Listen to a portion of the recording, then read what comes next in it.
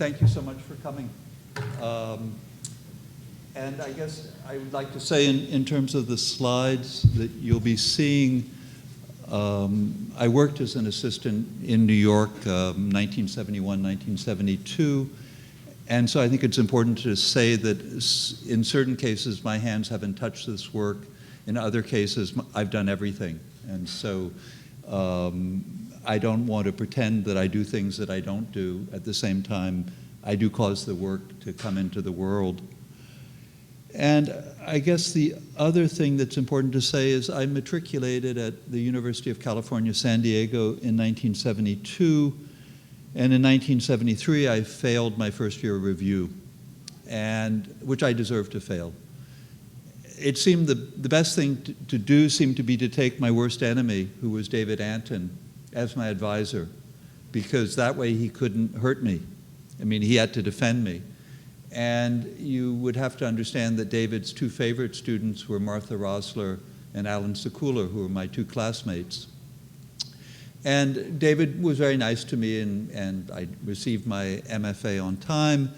But David is not an artist, and he's not a visual critic. He's a poet and more of a philosopher. And I would say that he indirectly affected my work, because David would never look at anything. I mean, he was not, he really had very little visual acuity, but he would always want to know why you were doing something. And so I knew that things had changed when I was at a party several years later, and I met a pretty girl, and she didn't want to know what I did. She wanted to know how I talked about what I did. And so this is a photograph of a work done, shown in Washington. You couldn't choose a worse floor, which is wall-to-wall carpet. The title is Petroglyphs. It's 1977. It's fired stoneware. When it comes out of the kiln, it's the sort of that horrible orangey color. I didn't have time to learn glazing, so I realized if you reduction-fired clay, you'd get a carbon core, and if you sandblasted off the surface, this is how it would look. The pieces are tiny. The tallest element is a little under a foot. The title is Petroglyphs, and living in Southern California and driving from San Diego to Los Angeles, you're very conscious of the oil industry. And I certainly wasn't political or horribly ecological, but it seemed that the more oil you produce, the more oil you would consume, and the more oil that you would consume, perhaps the less good the world would be. I mean, oil was not exactly our friend. I certainly had no inclination about global warming, but I was interested in setting up a piece that sort of went in a circle, so that you had in the front the elements of the oil production, and then going back you'd have the transport of oil, and in the back you'd have the processing of oil, and then coming around on the right side you'd have the re-delivery of oil to the consumer, so that it seemed to be a very circular process. And I worked with a young potter, and this is and often I sort of take on a subject. So this is a Hughes bit. It's the bit that made Howard Hughes's father an extraordinarily wealthy man. And if you were in the oil industry, you could recognize these things, but this is 4 inches tall. So it's very, very small. This is a fractionating tower. And so I just went to a library and I got the magazines that dealt with oil production. And I just read about, I looked mostly at the ads. I mean, I didn't read a book, but I understood that oil had to be, oil is distilled very much like whiskey. And oil is divided into fractions. So the heaviest fraction is like microcrystalline wax or diesel fuel, axle grease, and the lightest one is kerosene or the gases that are burned off. It's a 5-inch plate, a 5-inch plate, and an 8-inch plate. It's isobutane plus butane is catalyzed into diisobutane. So it's just a molecular diagram of carbon and I assume hydrogen atoms with single and double bonds. I mean, the double lines are the double bonds. And it was a piece that certainly would never have been done. I think often my work has a geographical component, and so this was done in living in Southern California and being affected by that place. This is one of those floating gas storage tanks where there used to be a lot in Queens perhaps, where the tank floats up and down on tracks. It's, again, I think it's no more than 6 inches tall. And the potter, I can't throw, so the potter threw these two forms.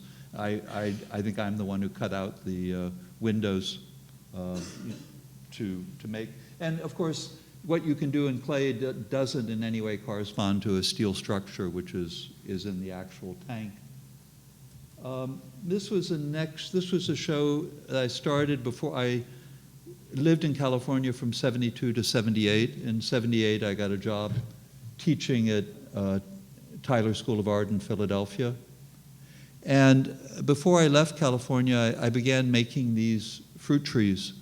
And there was a Western garden book called Ornamental Fruit Trees. And there I was more ecologically conscious because it annoyed me to read that one should get a non-fruiting olive because olives would tend to stain the sidewalk.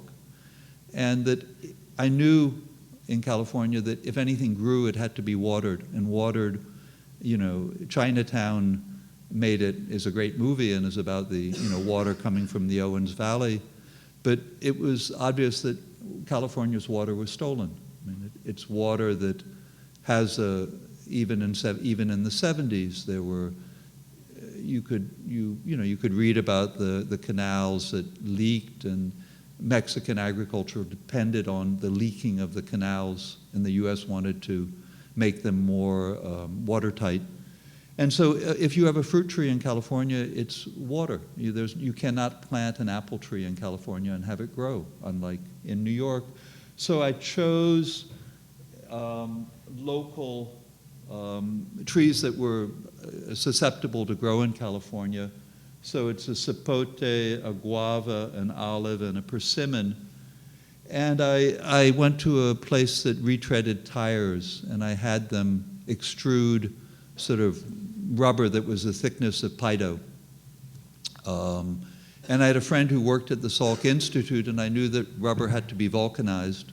And so if you work in biotech, you've got autoclaves, big autoclaves. And I figured you need vulcanization, you need heat, but you need pressure, and an autoclave will be at 10 or 20 atmospheres. So that I just took these to the Salk Institute and sort of put them in the autoclaves and disappeared for an hour because I wasn't sure they would approve of this use of their equipment. And so they were very painstaking to make. The olive tree has about 1,500 leaves, and so I would have to produce a wire armature with a single wire for each leaf. And since most of the fruit is comestible, but it's not eaten. And that again bothers me. I mean, what kind of economy or world do we live in where people will grow fruit and not eat it? And so the fruit was either hand-modeled in porcelain or slip-cast. So the fruit I mostly did after I moved to Philadelphia. So this is the sapote, and that's the persimmon, which was the simplest one to do because it had the fewest leaves. So the leaves would just be, I would take a real branch to do the modeling of the armature. And so I think this work really is why. What I wanted to talk about in the two cases were oil and water, and I had no visual image in mind. It was really and so if I spoke about David, it was that influence, in a sense, that the form, it's something Ronnie Horn impressed me when I once interviewed her. And she talked about, in some sense, the idea coming first and then the form of the work following the idea, which had not certainly been the case in my work when I started in California. But it persisted in a certain sense. So those are the persimmons. This is these are personal ads in the Hindu. which I worked on 2 occasions in Tamil Nadu, which is the southernmost state of India, and it's populated by the Dravidians, who were the original folk of India, who were driven south by the Aryan invasion starting 2,000 years ago, perhaps. And the Tamils are quite dark.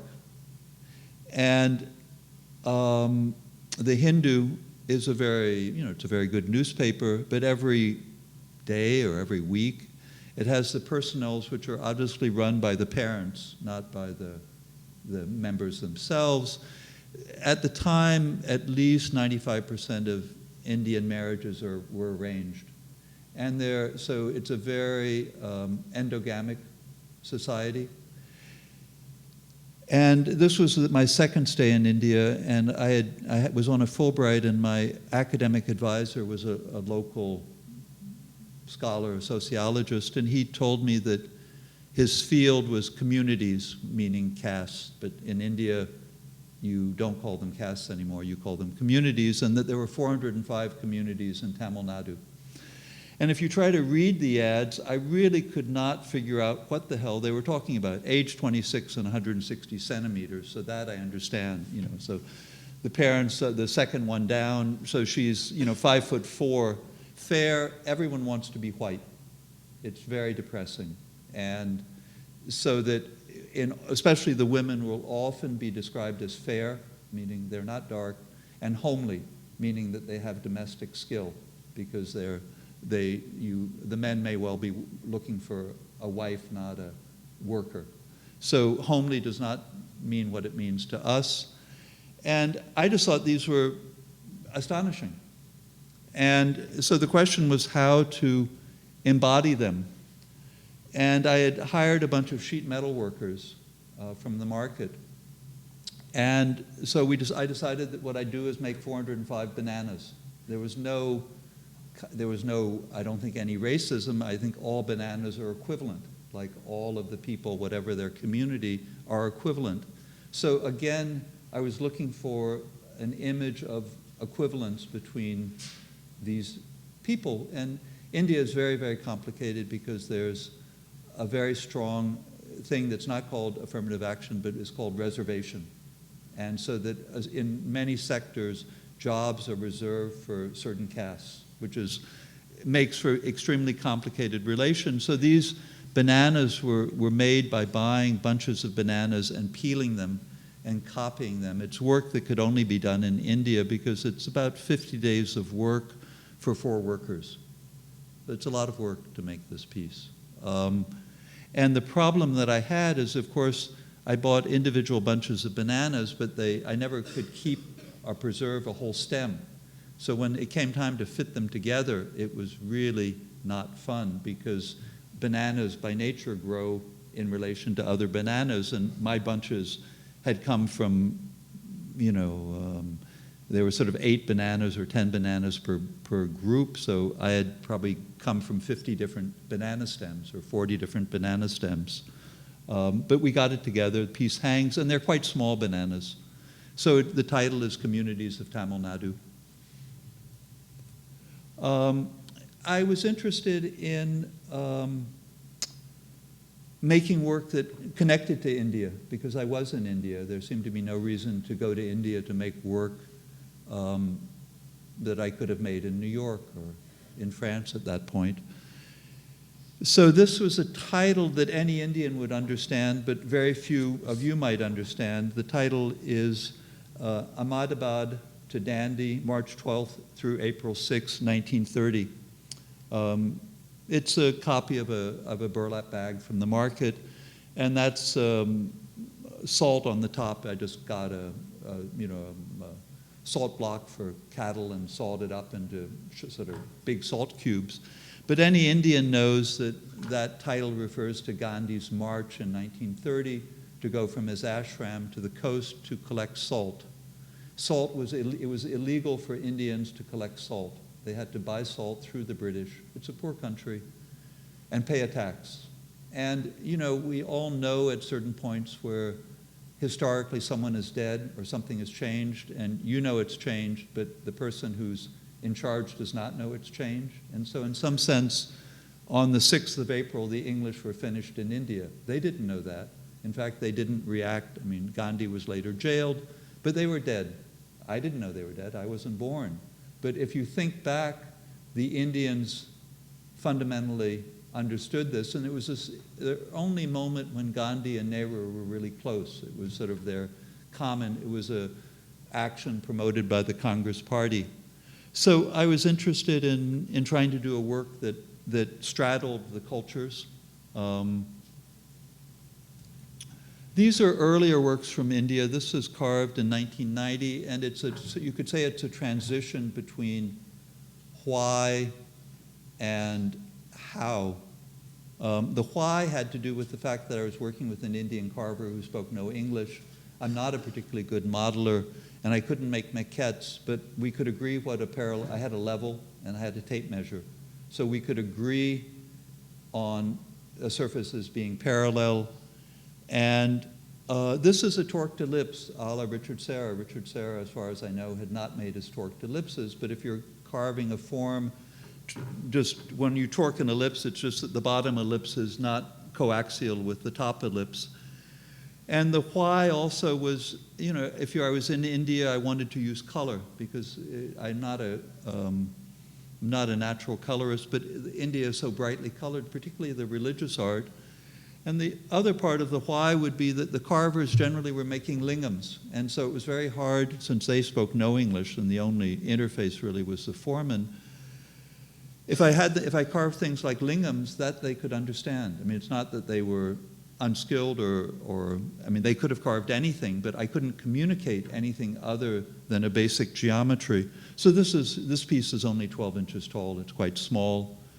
And this piece is 60 inches. And once it was modular, you know, I came up in New York under the minimalists, and so I'll keep sort of going back to them, and all of the pieces contained threads which were a way of marking labor. I mean, labor, I really wanted, again, that was you could say a why. I really wanted to talk about labor in India because it was what allowed me to do my work, the fact that labor was inexpensive.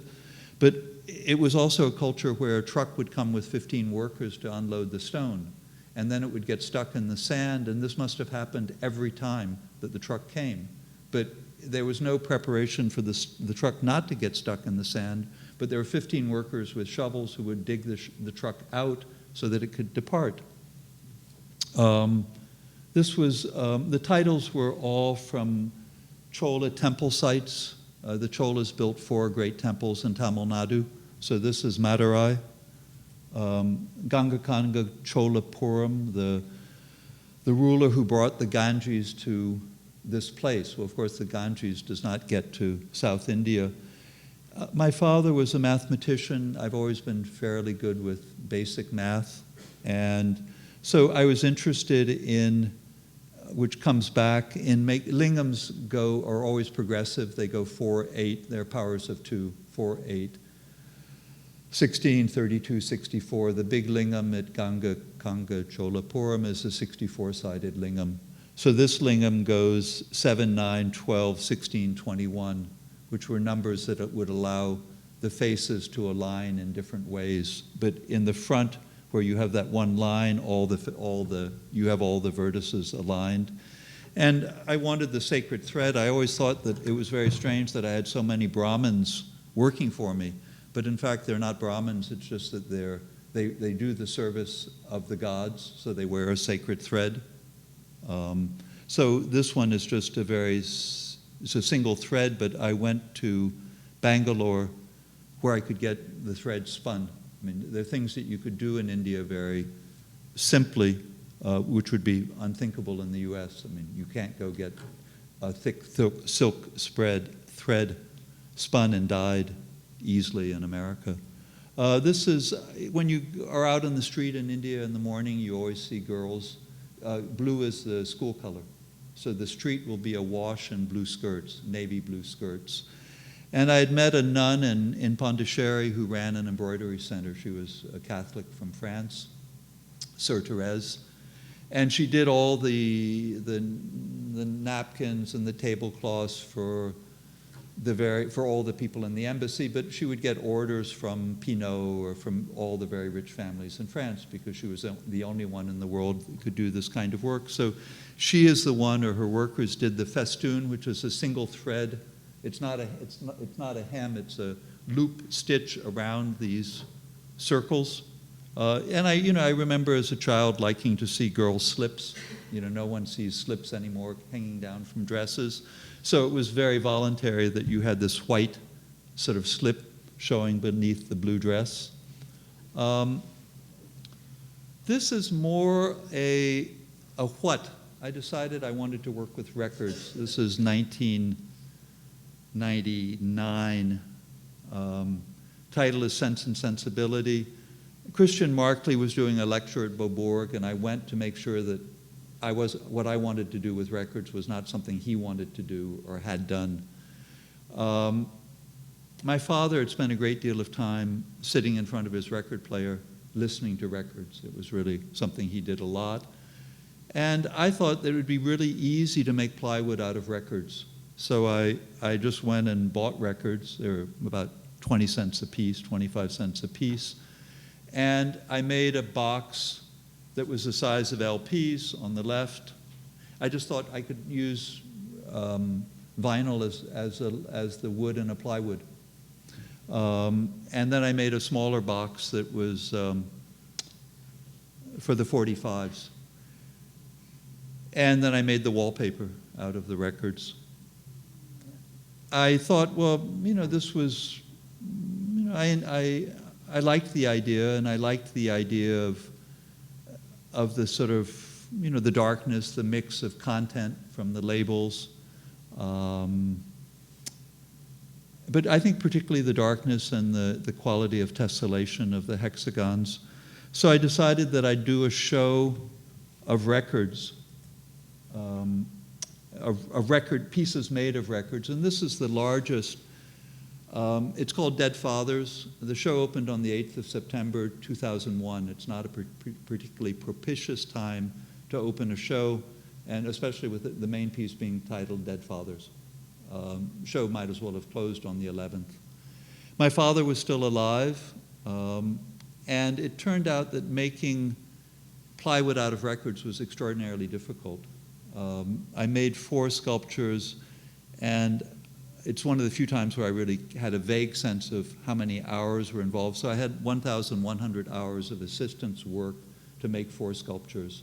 The record plywood cost about $80 a square foot to make at not extraordinarily high wages. There's almost 400 pounds of epoxy glue in not in this piece alone.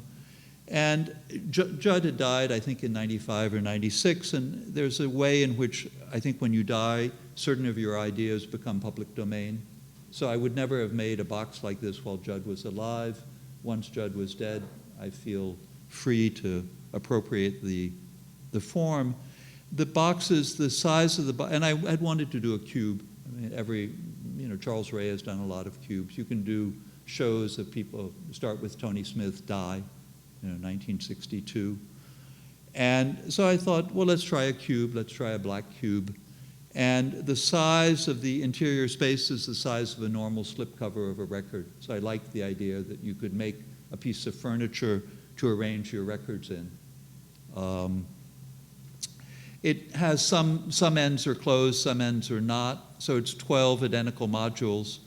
And it was meant to feel really like, in France you have what you call HLM, habitation à loyer modéré, meaning working class or middle income housing.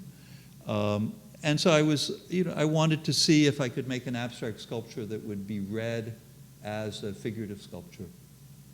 In what sense can this be, in what sense can you see this as an apartment building, a low-rise apartment building? Or as just a piece of IKEA furniture that is, because it's assembled like IKEA furniture. And my father ended up in a he didn't have Alzheimer's, he had a sort of funny brain at the end. and he was in a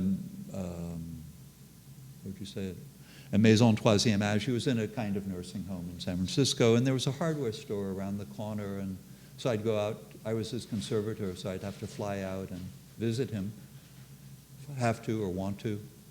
And the hardware store had a lot of keys, so I decided, well, let's do something with keys. And I really had no idea what I wanted to do with keys. I actually wanted to do the Bruce Nauman, the true artist helps humanity by revealing mystical truths. I wanted to take that spiral and cover it with keys, but it didn't seem like a very good idea after a while. So I decided to do a 6'6" cone out of keys. This is about 40,000 keys. The piece weighs about 1,100 pounds.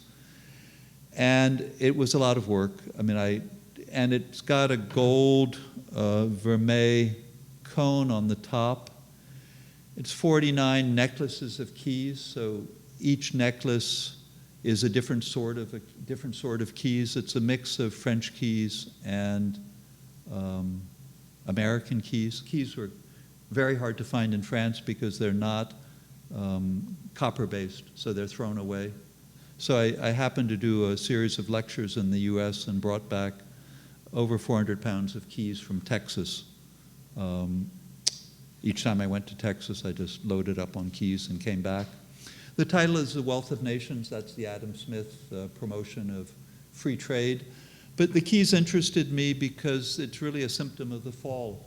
I mean, we wouldn't have keys were we not in a fallen state. And they're on these very fine 2-millimeter stainless steel cables, which I just gather as sort of a part or as a ponytail. And the piece is on dolly wheels, so it can roll around. It was shown this past summer in a chapel in Brittany, and those are the spiders that I guess inhabited it. I liked the mix of it. I liked also, one of the things that was important in India is that indefinite surface on old temples where you really can't, it's like a soft focus photograph, you can't tell where the air stops and the sculpture begins. And I wanted a sculpture that had that same quality. So that was perhaps another reason for the keys. This is called Convey. It's 5 feet high. I think tonight I was really interested in talking about the randomness of motivation. I had worked in 1993 at a clay center in Holland called 's-Hertogenbosch, and I'd worked with a guy a bit younger than me who was really wonderful he was a good sculptor, but he was an incredible maker, doer of things. He was a big guy. I've never worked with anyone I liked as much, and I very much like the people I work with, but Hank was extraordinary. And at one point I needed a lathe to turn stone, and he built me a lathe that could turn, in some sense, stone. It was a simple machine, but we worked out the engineering, and it did the job perfectly, and I put it away in the basement. I was quite attached to it because I was attached to him. And he was murdered for really just wrong place, wrong time, wrong everything, but he was dead. And in some sense, I was very attached to the saw because it was him. I mean, I had no trace of him, but I had the saw he had made. And I had a great deal of tile. So I thought I could take the saw and cut up the tile. And one thing I could do with the tile was make bricks. I had no particular reason to make bricks, but if I was going to cut up tile, I had to do something. So I started making bricks, and I figured you could make bricks by assembling tile in 3 different ways. You could either make it sort of like a club sandwich, or you could make it like sliced pastrami, or you could make it like Wonder Bread. So depending on you can see the 3 forms of the bricks, and the bricks are all 6 centimeters by 11 by 22. I just took a refractory brick as my dimension. And I started making bricks, and I really had no idea what to do with them, and I knew that I had seen Carl Andre's show at Joan in 1971, where he did brick pieces that were sold for 1 month of salary, but with a minimum. I would have bought one certainly with my $400 a month salary, but I think they were minimum $2,000 or something. But so I knew Andre's work really firsthand. I knew Craig's work firsthand with building materials, and I knew Per Kirkeby's work, and I didn't want to be in any of those three dominions, if you would. So I finally decided to make a wheel. The wheel is made of 150 bricks, and it weighs, again, about 1,100 pounds. It can actually roll. I've never tried to. It would terrify me. But it's self-supporting. It's made in a complicated way in that it's got a steel core, but none of the bricks are cut. The steel is just very, very thin sheets that allowed me to do the interior. And there's a very complicated organization of the bricks, but it's not apparent in this photograph. But it's decodable in a way. I mean, there's a kind of mathematical logic. This is the piece shown in the Musée des Arts Décoratifs. And that's a detail of the center. Just put together with masonry cement, I mean, just tile cement. But it's a piece where the how was totally predominant. I really I had no why really other than thinking about Hank, and I certainly had no what. I had no idea what the piece would be. I stayed with the bricks, and this is a working version. The piece has changed slightly. This is called Stock, and I decided it was the third piece with bricks. It's 96 bricks. They're all the ones you see are different. There's 16 bricks in the center of the piece you don't see, and it's organized with the 2 layers of pastrami bricks, if you would, on the bottom, and then 2 layers of Wonder Bread bricks, and a layer and a third of the sandwich, the club sandwich bricks. It's really a painting. I put it together as a painting. It's a nuisance to put together as a painting because stacking and unstacking bricks is slow. It's as close as I'd ever, and everything is, none of these tiles are produced by me. I just go to the store and I try to buy the minimum quantity that will allow me to make a brick, because you actually, normally tile is sold by, you need to buy a square meter, and I don't need a square meter. And some of the things are, the one in the front corner is actually made of a real brick that's been sawed apart and glued back together. This is the Carl Andre that's in Don Judd's loft. It's one of the few Andre pieces. I used to see it when I worked in Soho. I worked you could see it through the window when you walked by Judd's loft. And the title is Manifest Destiny. And it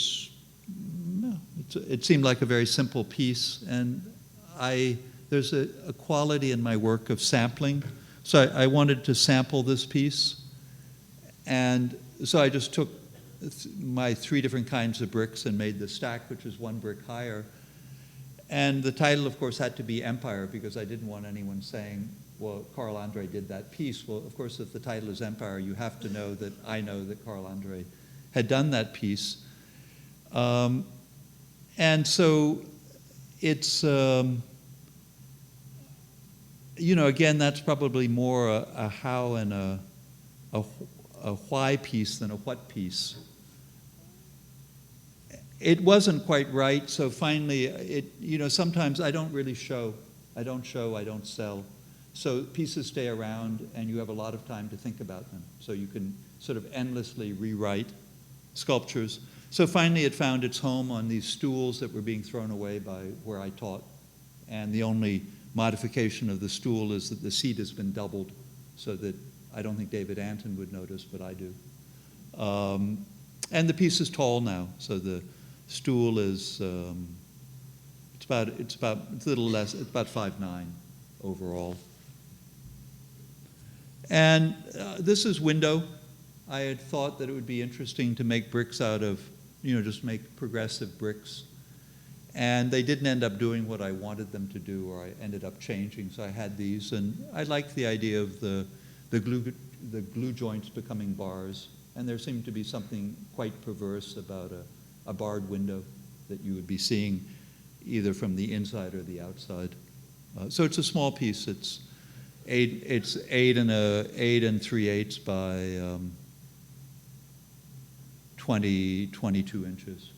So it's 22 inches tall by 8 3/8 by 2 1/4, 2 1/2 deep. When we bought a studio building with another sculptor in the suburbs. It's a wonderful building. My wife and I have between us about 3,300 square feet, and the other sculptor has 3,300 square feet. And the seller was a construction company, which was why I had so much tile to begin with. They had just abandoned a couple of tons of tile. And they had also abandoned a lot of sheet glass. And so I thought I'd make a stand. And so this piece is really a what. I didn't have any reason to do this piece. It wasn't a complicated piece to do technically, but it was really I wanted the idea of just glass is moved on what in French you call a pupitre, which is a inclined, like a lectern in a way, but inclined at 5 degrees. And I thought, well, I'll just make a stand for all this glass. And the one why element was the title, which was I present myself, je me présente. And it probably goes back to hearing a lecture of Irving Goffman, who wrote a book called The Presentation of Self in Everyday Life. And I saw him lecture, and he totally flipped out that the lecture was going to be filmed, because obviously he did not want to present himself. And I thought it was quite funny. It was really, so I thought the idea of I present myself, where it's just a transparent stack of glass, was an interesting idea. It's about 1,500 pounds of glass. And I kept redesigning the pupitre. This was the third version of the pupitre, or the second version. And the glass was random. It was just what was in the studio. It was all 3/16 or quarter, or 5 or 6 millimeter. There was no 4 millimeter. And some of it was, it was used glass. It wasn't new glass. And so this was a photograph probably taken, I don't know, in 2009. And I kept working on the piece, and in 2011, I felt I'd really nailed I really nailed the support.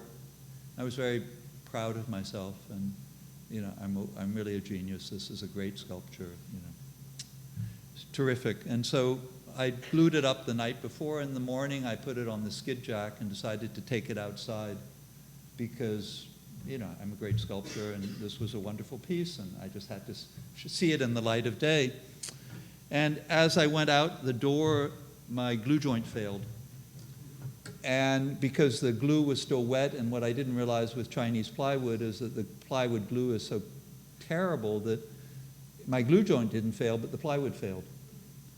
And if you've ever seen, I sort of looked at the glass, and it was clear that it was falling. It was like a wave breaking. And I thought to myself, now, do I want to stop it? Do I want to go forward, or do I want to step back? And I decided to step back, and there went 1,500 pounds of glass.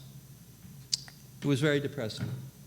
And it was more depressing because I was sure that the other co-op guy was going to come in and laugh at me and tell me how stupid I was. I already felt quite stupid. So I very carefully and quickly had to collect 1,500 pounds of broken glass and hide it. And of course, it hadn't smashed totally because it isn't safe. So I had to then break it. I had to keep smashing it further and pick it up. And he did say, well, there's a lot of broken glass in the courtyard. And I had swept it 3 times, but there was still a lot of broken glass. So I had 1,500 pounds of broken glass. And I had 4 stands that I'd worked very hard on over. They're not hard to do, but there was a certain amount of thought. And my wife said to me, Wade, you really can't buy glass because you don't have a place to show this piece, and there's no reason to spend $2,000 buying more glass that you're just going to have to store. So you'll buy the glass when you can show the piece. I think she's right. And also I have no idea what the glass dimensions were because they were just random, and I can't recreate them. So I thought, well, and this is really very much a how piece. I've got all these leftovers, you might say. So I decided just to stack up my 4 stands. And the title is Lookout. It's an ellipse with the same ellipse as an eye with a circle slightly off center. And lookout in both is the danger of the glass breaking and the idea, it's Augustine. I mean, it's clearly, I was a great admirer of Mr. Augustine. And the stands are just flush left. They're made of, terrible plywood. And it just has this single pane of glass. So I think there's a quality in my work of taking what's given. I don't have any overarching idea. I don't think my work will change the world. I never, I'm very much like a pinball. I don't mean to denigrate myself, but I'm perfectly happy just bouncing off whatever there is to bounce off of. I still wanted to do something with all that broken glass, and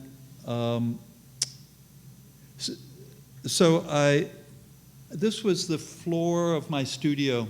That it's the size of a 4x8 sheet of plywood. It's an old truck body bed, and it's made. Martin Purrier told me it was elm. I thought it was oak, but he looked at it and said, "No, that's not oak. Don't you understand?" "No, I don't understand, but I take your word."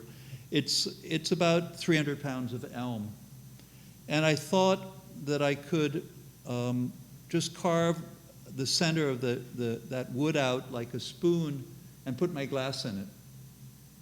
What I didn't realize that glass is incredibly slippery. It's not like sand. You cannot pile glass. It makes a very, very low thing. And I thought, Jesus Christ, I know it's just going to collect dust. And how do you prevent it falling on the floor? And what do you do when people reach for it? So it's not a good idea. And I just went to the French equivalent of the Goodwill and bought a bunch of chairs. And I figured, well, let's see what the chairs look like if they're having sex. And I wanted them to be a meter high. And so I just spliced these chairs together. And the title is Lying because, I think lying seems to be at moments a part of sex. And it really came from no place. It was just, I've got this floor, it will support the glass. And finally, the glass wasn't a good idea. And it was a lot of work. I mean, again, there's frequently what appears simple is not simple. Putting together an 8-foot-long, 300-pound piece of wood and that can still be demountable and adjustable so that it seems flat it was harder than I would have liked it to be. And it occurred to me that OSB, oriented strand board, resembles greatly fractured glass. So it seemed logical that finally I could maybe I could finally use this 1,500 pounds of broken glass, and it's a 30 by 4, it's a 30 high by 40 wide by 80 long module,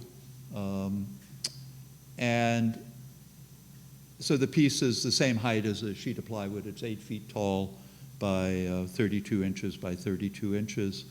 They're just boxes, and the cleats on the box allow the weight to allow the boxes to not collapse under the pressure, because the bottom box is carrying about 1,400 pounds or 1,200 pounds. The pallet is not part of the piece. It's just that if you're going to move things around in the studio, a pallet is a simple part. And they have a glass cover. Now I don't have to worry about dust or about people cutting themselves on the glass. This piece has never left the studio. I mean, they're just in the studio. This is again in the church. The title, some of you may have seen this piece up at the American Academy of Arts and Letters 2 years ago. I thought it would be very simple to take a bicycle wheel and fill it with clay balls. It turned out not to be simple at all. The reason being is that the clay balls in this piece, each ball has to touch as many of the other balls as possible. And you could do it in AutoCAD, but I did it just by trial and error. So you could see here where I've got my little notations of which balls have to be bigger, which balls have to be smaller. And you just endlessly mount and demount the spokes and check. And anytime you change one ball, you of course have to change all the neighbors. And the balls are all jiggered clay. I have an assistant who makes them, and the final answer was that they're made to a precision of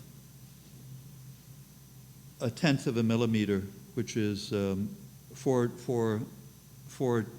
thousandths of an inch. They're made very, very precisely, and the way we can do it is just by weighing the clay, because a 1/10 of a millimeter will change how a ball fits. And so once I'd done one, I thought it would be easy to do another. It turned out that each piece changes and gets heavier because I get better at fitting the balls.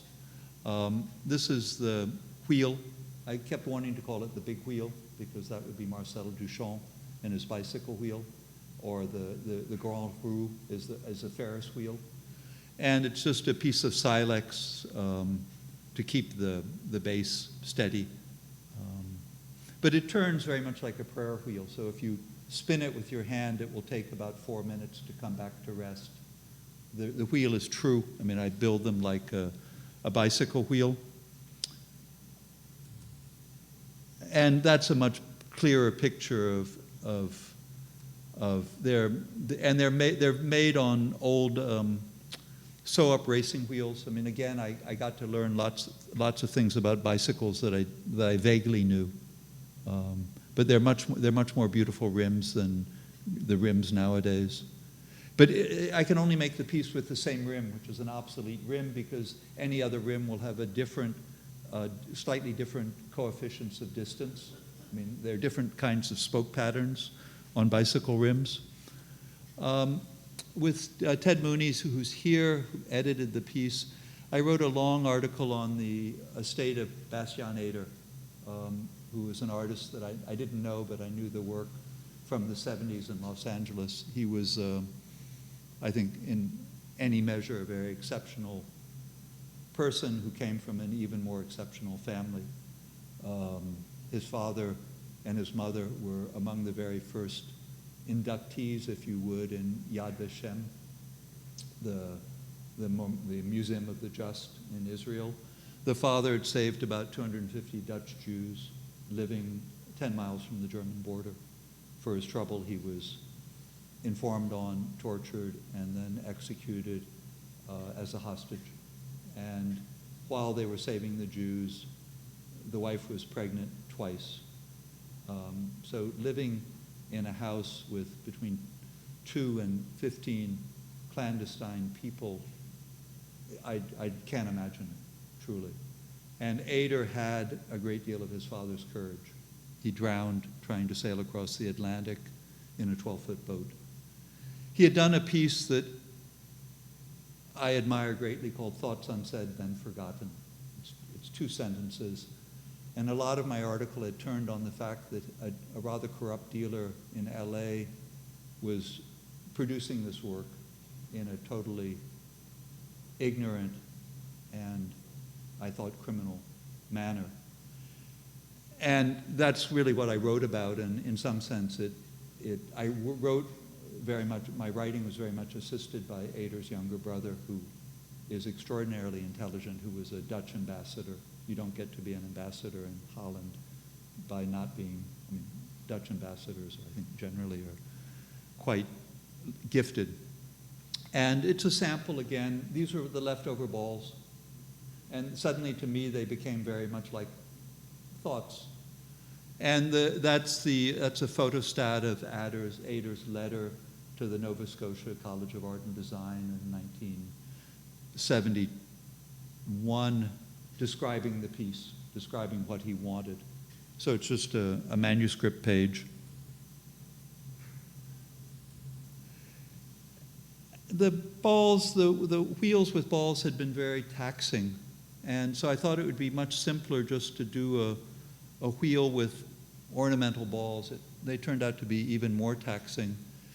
The piece is called Kinship. I'm a big fan of Saul LeWitt, and what I noticed was that if you had 36 spokes, if you chose 9 colors, you could make 36 unique color pairs. So that the ordering on this is that at noon, I mean, you could say up on the sort of upper left, you have 2 red balls. You have again red twice at 3 o'clock, red twice at 6 o'clock, and red twice at 9 o'clock. And in between the red spheres, you have the other 8 colors. And so there was a lot of sort of figuring out of mathematics, so that each ball, if you look at the yellow and green ball, or if you look probably better at the purple and green ball, because there's a mistake in the yellow and green ball. But if this is you could say a draft photo.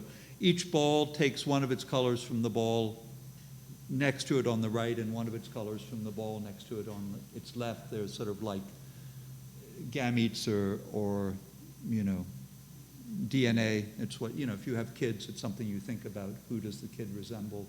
What's nature? What's nurture? And I did the patterns. I didn't know anything about spherical geometry, and so I did the patterns sort of on the go. I was up for a public commission, which I didn't get. The woman in the sunglasses thought I should have gotten it, but there was nothing she could do about it. So what she could do was give me a public commission that didn't have to go through a jury. So this is a low, middle income co-op. It just was finished. It opened on December 15th of 2015. And she said, well, you know, you can make a vitrine in the end wall. So I took the bicycle wheel, and it gave me a chance to redo the piece, because the wheel had cost about $5,000 to make, and I couldn't spend another $5,000 to do a better version. But if I had a public commission, I could. So it allowed me to really sample the patterns and figure out which ones I liked best. And you know, I never played pool, but I've always loved the racking up the balls and the break. And the white ball is just the clay without the color.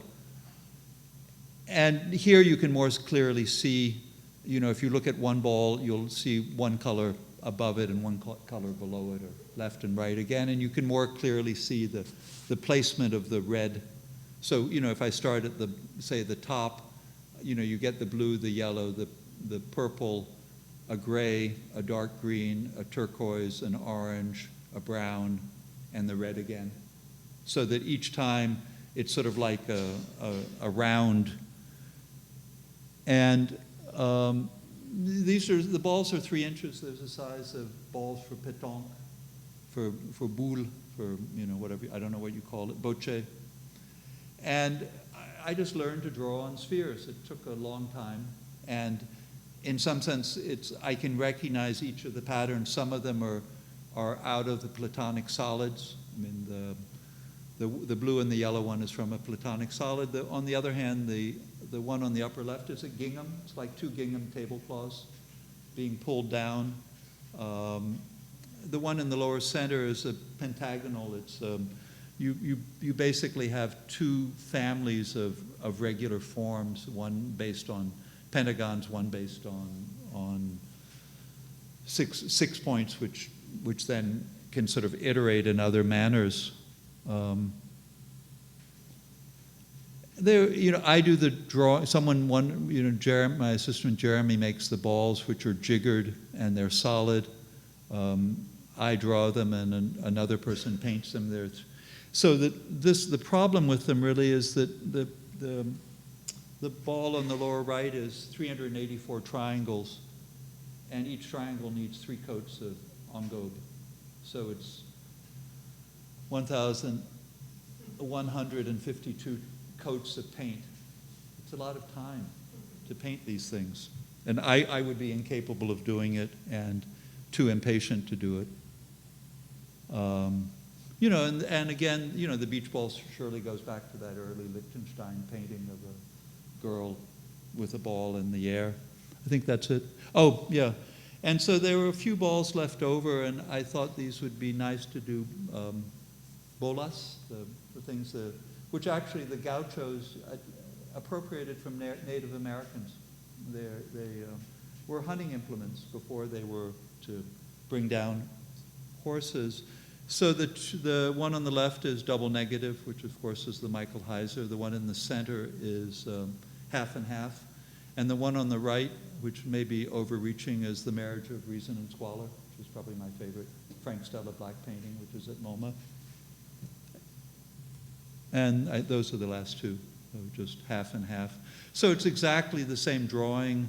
On the left, it's a diamond, and in one case the diamond is divided into 8 stripes, and in the other case it's divided into 4 triangles and 4 circles. So the drafting of the triangles is the same, and the drafting, again, The Marriage of Reason and Squalor, it's exactly the same piece. It's just that where it's penetrated changes, and so they look very different just because you cannot, in some sense, put them in the same position because the axis is not the same. Just a gray angobe, and again, that's a Stella pattern from the 63, I would say. I don't know who will see that, but the title, of course, tells you. That's it. Thank you.